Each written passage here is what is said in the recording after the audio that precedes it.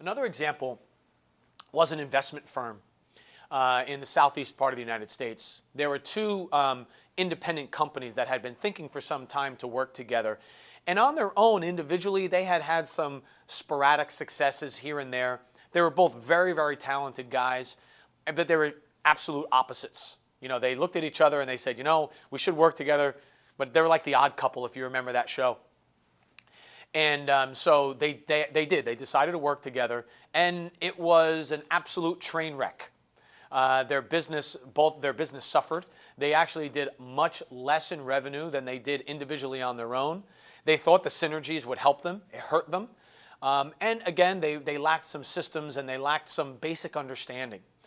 So when we started to work with them, they had not closed a deal in 3 months, which is unheard of. You close one a month, forget going 3 months. But it had been 3 months.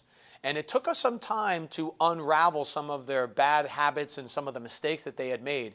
And it was actually another 4 months before they were in a position to close the deal.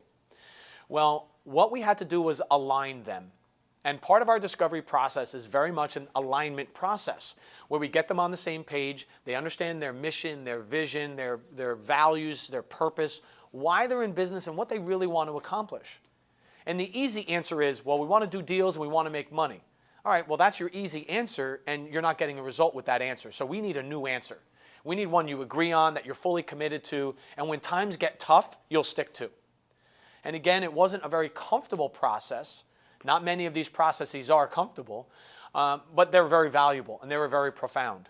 Well, I remember the date. We started on August 19th. And it was December 12th that we had a conference call where they announced we closed our first deal. And so they celebrated. It was a very small deal. As a matter of fact, funny story was, on the conference call, they said, we closed our first deal. And I didn't think they sounded happy enough about that. And I said, gentlemen, if I understand this right, it's been 7 months with no revenue, no deals. Did I just hear we closed a deal? And they said, well, yeah, but it was smaller than we expected. I said, all right, well then, if it's smaller than expected and you don't want that money, send it to me and I can throw a party on the amount of money you made, a nice party. And they were like, all right, we get your point. So we actually we assigned one of them as the captain of celebration. So whenever they closed a deal, they had to do something nice or fun for themselves, for the team, or for their families. So we had to crack a bottle of champagne, we had to go out to dinner, we had to buy somebody a gift, we had to send our wives out for a massage or a spa day. Something had to happen whenever they closed the deal. And they said, okay, I get it.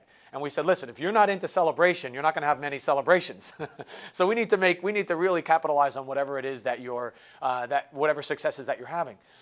From that point on, for the next 8 months, they went from 0 to $14.2 million in revenue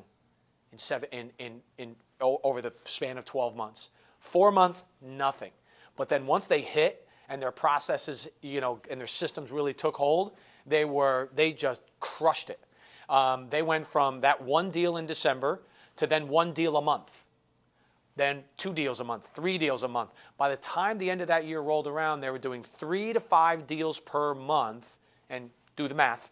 They were buying and selling in their type of business $14.2 million in assets